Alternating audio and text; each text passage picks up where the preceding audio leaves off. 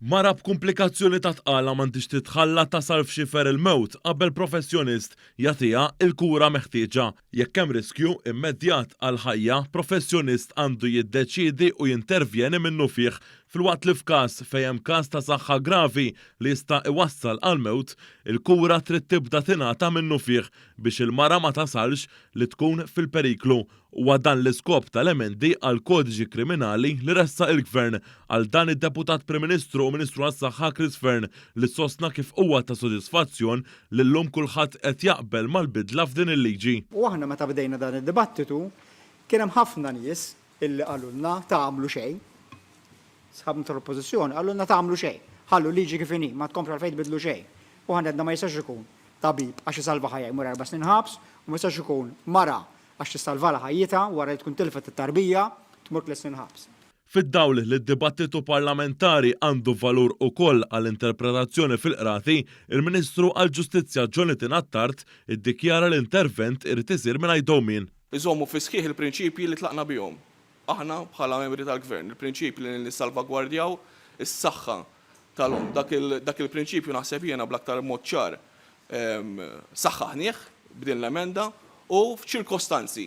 Illum iċ-ċirkostanzi hija kwalunkwe tip ta' intervent li jsir f'dan il-parametri huwa legali.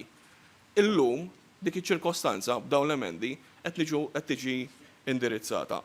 Is-Segretarju Parlamentari responsabbli mir-riformi Rebecca Buttigieg tennit il-bżonn tal-kelma saħħa.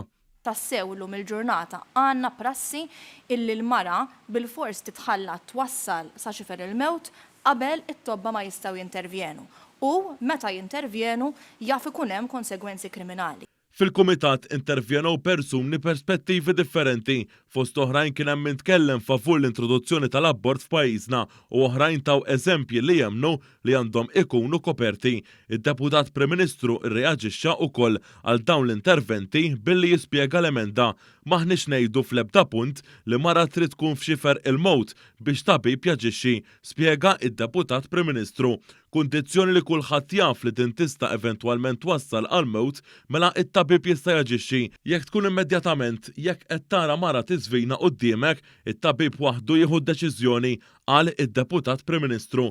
Intant din l-emenda dwar abbozz 28 li jitratta il-protezzjoni ta' saħħet u ħajjet l-om f'każ ta' komplikazzjonijiet mediċi waqt itqala għaddiet mill-Kumitat għal konsiderazzjoni ta' abbozz ta' liġi fil-Parlament. Dan wara li l-Gvern f'dan il-Kumitat parlamentari li sar it-tnejn wara nofsinhar ressaq l-emenda li ġiet ippreżentata nhar il-ġimgħa li għadda.